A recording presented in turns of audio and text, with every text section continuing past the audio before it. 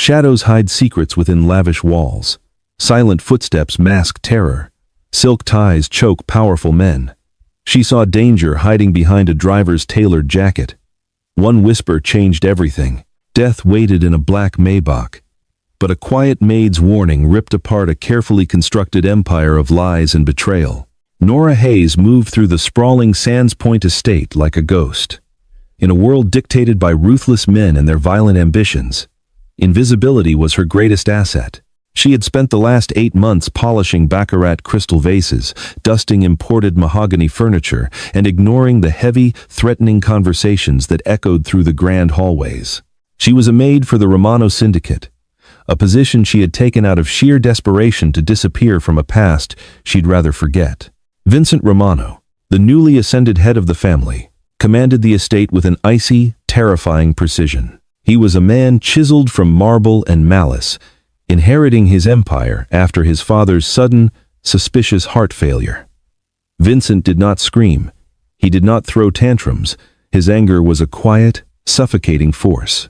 Those who crossed him rarely lived long enough to regret it. It was a crisp Tuesday morning in October. The Long Island Sound crashed aggressively against the private beach at the edge of the property, mirroring the tense atmosphere inside the mansion. Today was a crucial day.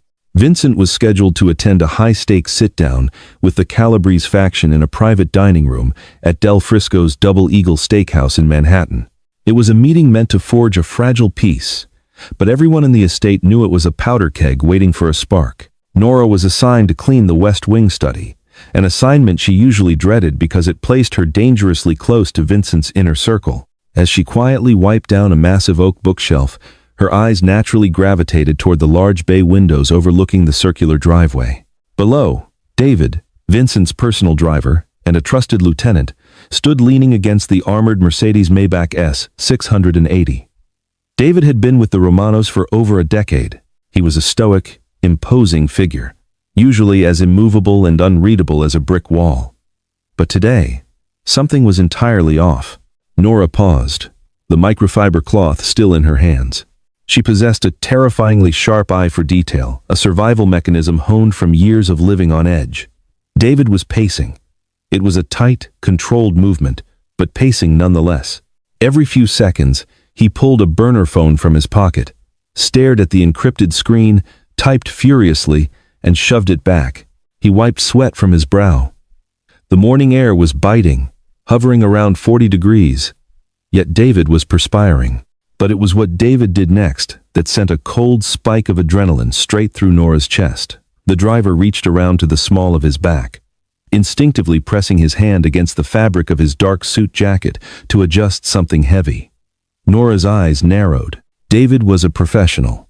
His standard-issue weapon was a Beretta, always carried in a sleek shoulder holster under his left arm to ensure a quick draw from a seated position in a vehicle. He never carried at the small of his back. It was horribly impractical for a driver. Unless, of course, the gun wasn't meant to protect the passenger, but to be drawn on him from behind before he even got into the car.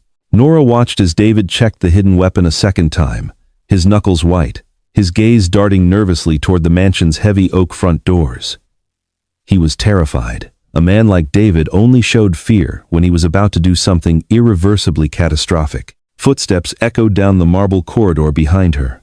Matteo, Vincent's underboss, was barking orders into his phone, his voice laced with profanity. "Tell them we leave in 20.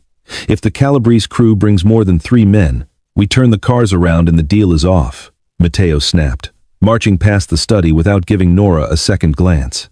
Nora kept her head down, scrubbing a spot on the shelf that was already spotless. Her heart hammered against her ribs. She was a maid. She was supposed to be blind, deaf, and mute to the business of the Romano family. Speaking out of turn could result in a bullet. Intervening in mafia affairs was a guaranteed death sentence. Yet, as she looked back out the window at the sweating, trembling driver preparing to assassinate the man who paid her wages, a grim realization settled over her. If Vincent died today, the Romano Empire would fracture.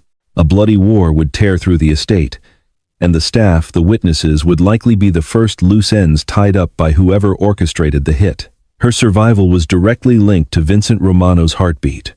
She tossed the cleaning cloth into her bucket. She had 20 minutes to change the course of a mafia war. The master suite on the second floor was a cavernous space of suffocating opulence, decorated in deep charcoal and silver.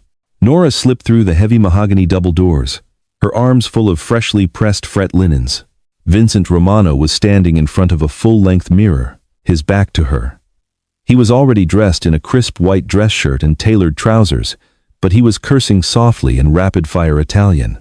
His left shoulder was stiff, a lingering remnant of an assassination attempt 3 months prior that had left a bullet lodged dangerously close to his collarbone.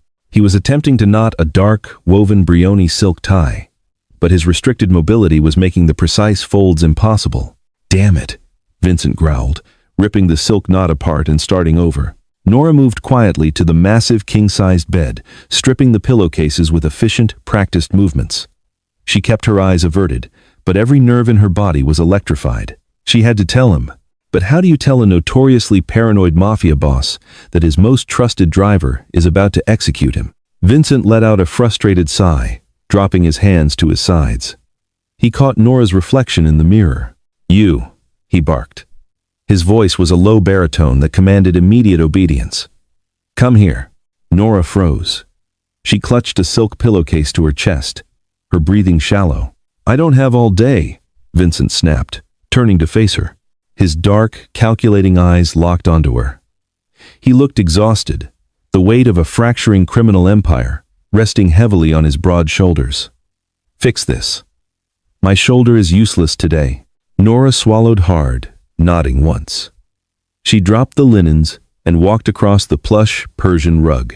As she stepped into his personal space, she was immediately hit by the scent of him. Tom Ford Oud Wood cologne, expensive espresso, and the cold, metallic underlying scent of danger. He towered over her, radiating a terrifying, kinetic energy. She reached up, her small, trembling fingers taking hold of the heavy silk tie. She didn't look at his face. She kept her eyes fixed firmly on the collar of his shirt. She flipped the wide end over the narrow end, wrapping it with careful precision. "You're shaking," Vincent noted coldly. "Are you afraid of me?" "Everyone is afraid of you, Mr. Romano," Nora replied softly, her voice barely a murmur. Vincent let out a dark, humorless chuckle. "At least you're honest." "Make the knot tighter." Nora adjusted the fabric, sliding the knot up to his throat. She smoothed the collar down. The physical proximity was intoxicating and terrifying. She could feel the steady, rhythmic thumping of his heart beneath the crisp, white cotton of his shirt. He was alive. In 10 minutes, he wouldn't be. She took a deep breath. It was now or never. She kept her hands flat against his chest, leaning in just a fraction of an inch so her voice wouldn't carry beyond the walls of the suite. She looked up, directly into his dark, ruthless eyes. "Your driver has a gun," she whispered, her voice steady despite the adrenaline flooding her veins. "It's a non-standard weapon, tucked into the waistband at his lower back. He's checked it 3 times in the last 5 minutes, and his hands are shaking." Vincent's entire body went rigid beneath her touch. His eyes widened a fraction of a millimeter, the only physical tell of his shock. The air in the room instantly dropped 10 degrees. He didn't pull away.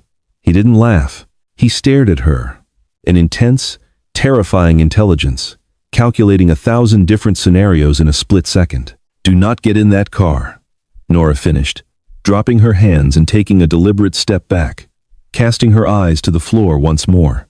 Silence stretched between them, thick and suffocating. "David has been with my family for 12 years, Vincent said, his voice dropping to a lethal, quiet register. "If you are lying to me, or if you are mistaken, I will have Matteo drag you into the sound by your hair." "I am not mistaken," Nora replied, keeping her gaze pinned to his expensive leather Oxfords. "He is sweating in 40-degree weather. He is texting frantically on an encrypted phone, and he is carrying a weapon designed for a close-range execution, not for defending a vehicle." Vincent stared at the top of her head for a long moment. A mafia boss survived by trusting no one, but he also survived by listening to his instincts. And his instincts told him the terrified maid standing in front of him had absolutely nothing to gain by inventing this lie, and everything to lose. "Wait here," Vincent commanded. He turned on his heel, grabbing his suit jacket from a nearby armchair, and strode out of the bedroom. Nora collapsed against the edge of the mattress, her legs completely giving out. She pressed her hands over her mouth to stifle a sob. She had just crossed a line from which there was no return. Downstairs, Vincent walked out the front doors, flanked by Matteo and two heavily armed guards.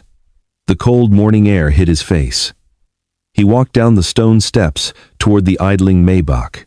David stood at attention, rushing forward to open the rear passenger door. "Morning, boss. Traffic is clear on the Long Island Expressway.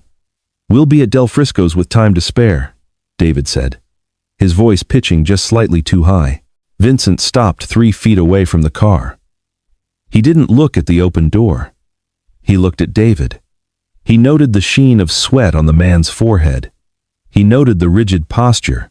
"Change of plans, David," Vincent said casually, slipping his hands into his trouser pockets. "You're not driving today." David blinked, panic flashing violently in his eyes. "Boss? The route is secured. I should be the one to." I said, "You're not driving," Vincent repeated, his voice dropping an octave. He took a step closer. "Turn around." David froze. "Vincent, we don't have time for Matteo." Vincent barked. Before David could react, Matteo and another guard closed the distance, slamming the driver against the side of the armored Maybach. David let out a shout, his hands instinctively dropping toward his lower back. Matteo was faster. He jammed a knee into David's thigh, reaching beneath the driver's tailored jacket. Matteo pulled back, holding a black, unmarked Glock 19. He held it up for Vincent to see. "Chambered and ready," Matteo growled, pressing his own weapon firmly against the base of David's skull. "He was going to put one in the back of your head the second you sat down." Vincent stared at the weapon, a cold fury washing over him.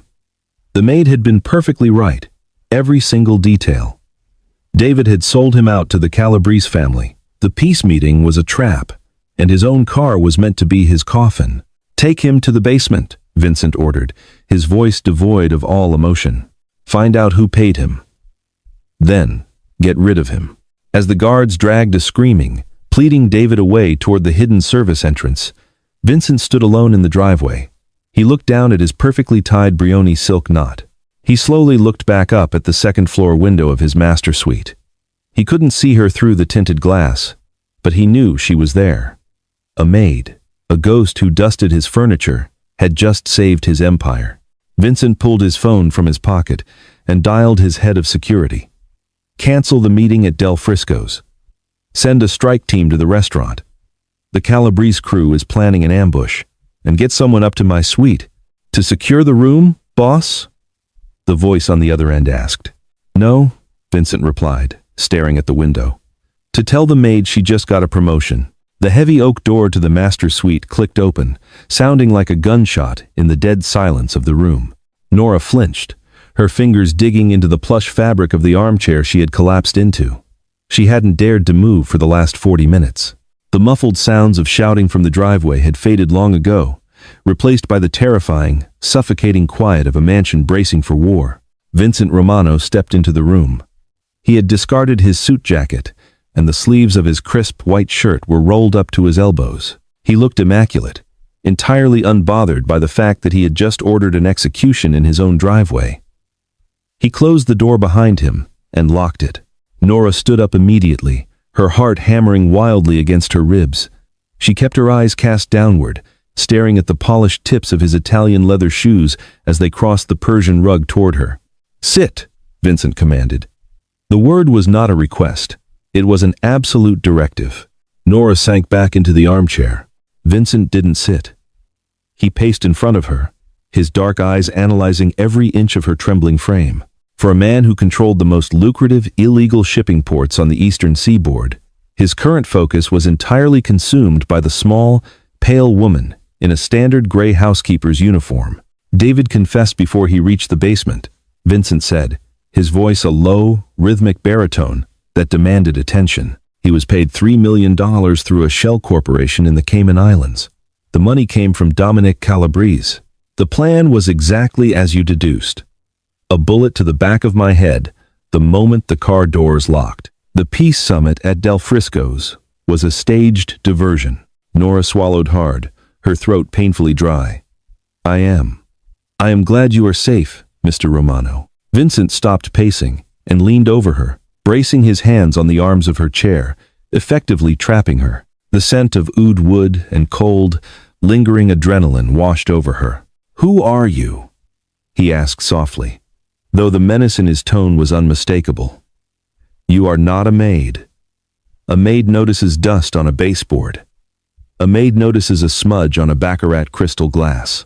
A maid does not notice the weight distribution of a concealed, non-standard firearm on a trained killer, nor does she correctly deduce the psychological tells of an impending assassination.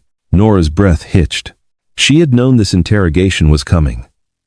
When you save a monster's life, the monster inevitably demands to know why. My name is Nora Hayes, she whispered, forcing herself to meet his intense gaze. Matteo is running your fingerprints and facial recognition through our databases right now, Vincent countered smoothly. If you are a federal agent or a plant from the Lucchese or Calabrese families, I will find out within the hour. Your only chance to walk out of this room breathing is to tell me the truth before my underboss does. Panic, cold and sharp, pierced her chest. I'm not a cop, and I don't know anyone named Lucchese. I swear. Then explained the tactical observation. Nora closed her eyes. The protective walls she had built around her past crumbling under his scrutiny. Before I was a maid, I lived in Chicago. I worked as a senior risk analyst for Kroll, the corporate investigation firm. My specialty was behavioral profiling and financial forensics. I tracked missing millions for Fortune 500 companies by watching the people who moved the money. Vincent's eyes narrowed slightly, processing the information. A corporate spy, an analyst, she corrected nervously. But 8 months ago, I was assigned to audit a logistics company that was bleeding capital. I dug too deep. I found a massive money laundering operation. The men running it weren't corporate embezzlers. They were the outfit, the Chicago mob. Vincent straightened up slowly. The lead detective on my police contact list, a man named Arthur Pendleton, was on their payroll, Nora said, her voice finally breaking. He warned them. They burned my apartment to the ground. I barely got out. I couldn't go to the feds because I didn't know who else was bought. So, I ran. I bought a fake ID, moved to New York, and took a job where I knew no one would ever look twice at me. A maid in a Long Island mansion. Silence enveloped the room. Vincent stared at her, assessing the raw, unadulterated terror in her eyes. It was a currency he dealt in daily, and he knew a genuine counterfeit from the real thing. She was telling the truth. You hid from the Chicago outfit by cleaning the toilets of the Romano family, Vincent stated, a dark, humorless smirk pulling at the corner of his mouth. That is either incredibly brave or incredibly foolish. It was invisible, Nora whispered. Until today. A sharp knock at the door interrupted them. Boss, Matteo's muffled voice called out. I got the background check. You need to see this. Vincent walked to the door, opening it just enough to block Matteo's view of the room. He took a manila folder from his underboss, exchanging a few hushed words before closing and locking the door again. He flipped open the folder, his eyes scanning the pages. It seems you are exactly who you say you are, Nora, Vincent murmured, tossing the file onto his massive oak desk. He turned back to her. You saved my life today. In my world, a debt of blood is absolute. The Romanos protect their own. I don't want to be involved in your world, Nora pleaded softly. I just want to keep my head down and do my job. Your job as a maid is terminated, Vincent stated coldly. Nora's heart stopped. She stood up, her hands trembling. Please, Mr. Romano, You are moving out of the staff quarters in the basement, Vincent interrupted, his tone leaving no room for argument. You will occupy the guest suite at the end of the east wing. You will have a guard at your door at all times. The Calabrese family just declared war, and my estate is no longer safe for anyone, especially the woman who ruined their $1 million assassination plot. From now on, you work directly for me. Doing what? Nora asked, completely bewildered. Vincent's gaze turned predatory, a chilling mix of ambition and calculating intellect.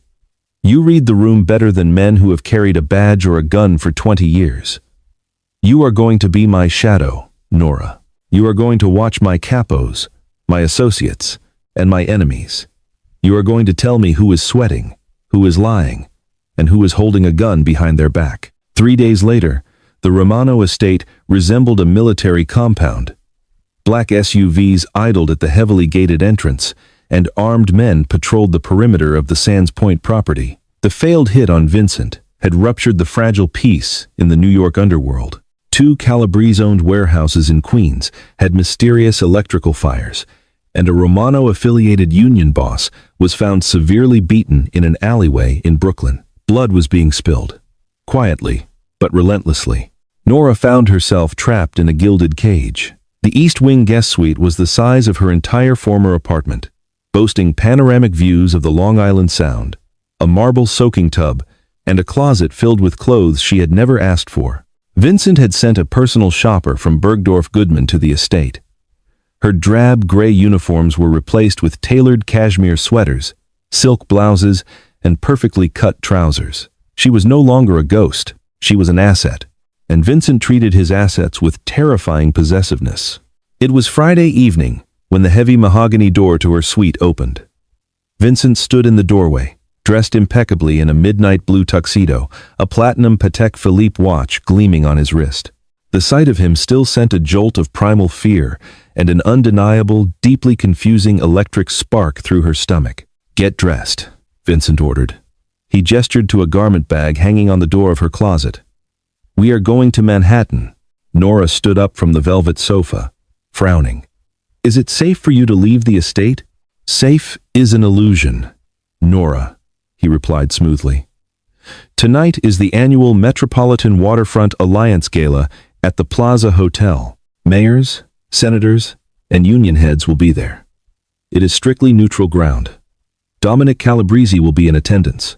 If I hide in my house, I project weakness. If I show up and look him in the eye, I project power. And why do you need me?" Vincent stepped into the room, closing the distance between them until she had to tilt her head up to maintain eye contact. The sheer physical presence of the man was overwhelming. "Because Dominic will bring his inner circle. I need to know which of his men look nervous and which of my own men look too comfortable around them. You are going to be on my arm, and you are going to tell me exactly what you see." An hour later, Nora stared at herself in the floor-to-ceiling mirror. She wore a floor-length, deep emerald Oscar de la Renta gown that clung to her curves like a second skin. Her hair was swept up in an elegant twist, and a simple but breathtaking diamond pendant, a loan from Vincent's private vault, rested against her collarbone. She looked like she belonged to him. The realization made her breath catch. The ride to Manhattan in the armored Escalade was suffocatingly tense. Matteo sat in the front passenger seat, an assault rifle resting casually across his lap. Vincent sat next to Nora in the back. He didn't speak, but he poured them both a glass of Macallan 25 from the vehicle's hidden console. When he handed her the crystal tumbler, his fingers brushed against hers. The brief contact was searing. "Stay close to me," Vincent murmured as the SUV pulled up to the iconic entrance of the Plaza Hotel. Paparazzi flashes exploded like lightning storms on the sidewalk. "Smile. Look bored. And keep your eyes open." The grand ballroom of the plaza was a sea of glittering chandeliers, flowing champagne, and dangerous secrets masked by polite society. Nora kept her hand lightly wrapped around Vincent's forearm, feeling the coiled tension in his muscles beneath the tuxedo jacket. Almost immediately, the atmosphere shifted. The sea of wealthy patrons parted as Dominic Calabrese, a silver-haired man with the cold, dead eyes of a shark, approached. He was flanked by 3 massive enforcers. "Vincent," Dominic greeted, a wide, predatory smile stretching across his face. "I wasn't sure you'd make it tonight. Heard you had some vehicle trouble earlier this week." "Nothing my mechanics couldn't handle, Dominic," Vincent replied smoothly, his grip on Nora's arm tightening just a fraction. "Just a minor malfunction. The trash has already been taken to the junkyard." Dominic's smile didn't reach his eyes. His gaze shifted to Nora, assessing her with vulgar curiosity. And who is this stunning creature? A new acquisition? A private consultant, Vincent said coldly, stepping slightly in front of Nora, a physical barrier between her and the rival boss. Enjoy the champagne, Dominic. I hear it's almost as good as the vintage you keep in your queen's warehouses. Pity about the fires. As the two men engaged in a lethal, thinly veiled exchange of threats, Nora went to work. She tuned out the dialogue and focused on the micro-expressions. Dominic's enforcers were rigid, their hands hovering near their jackets.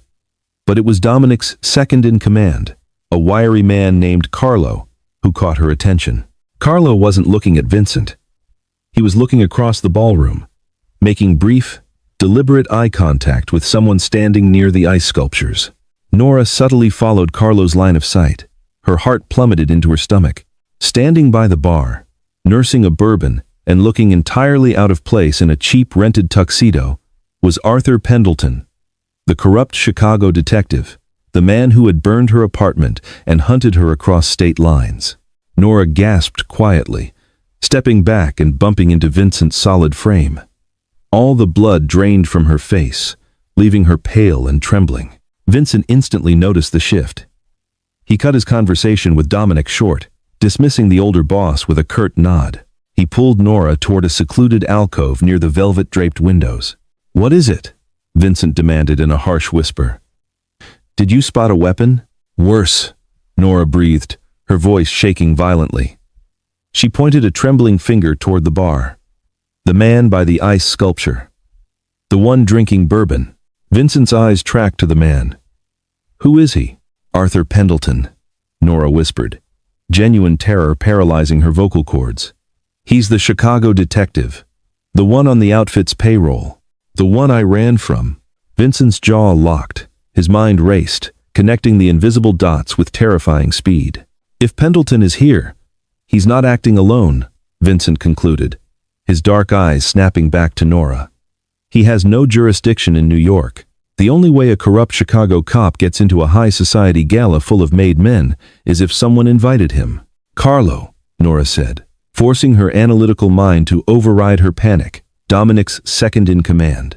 He just exchanged tactical signals with Pendleton. The air between them grew thick with a sudden, horrifying realization. The Calabrese family hadn't just tried to assassinate Vincent. They had reached out to the Chicago outfit to forge an alliance, and in the process, they had discovered exactly who the Romano family's new ghost really was. "They didn't come here tonight to project power," Vincent growled, pulling his phone from his pocket and signaling for Matteo. He looked down at Nora, an unprecedented possessiveness blazing in his dark eyes. "They brought the Chicago outfit here to flush you out. You are the target, Nora." "Matteo," Vincent's voice cut through the ambient classical music of the ballroom like a serrated blade. He didn't shout, but the absolute lethal authority in his tone brought his underboss to his side in less than 3 seconds. Vincent's hand slid from Nora's elbow to the small of her back, gripping her with a desperate, unyielding possessiveness. He pulled her flush against his side. "We have a breach. The Chicago outfit is in the room. Pendleton is by the ice sculpture. Carlo brought him in to flank us." Matteo didn't look at the bar. A seasoned mobster never tipped off his target. Instead, he smoothly unbuttoned his tuxedo jacket, freeing access to the shoulder holster hidden beneath. "Front doors are choked with paparazzi. We take the service corridors through the kitchens to the loading dock. I'll signal the convoy to pivot to the 58th Street alley." "Move," Vincent ordered.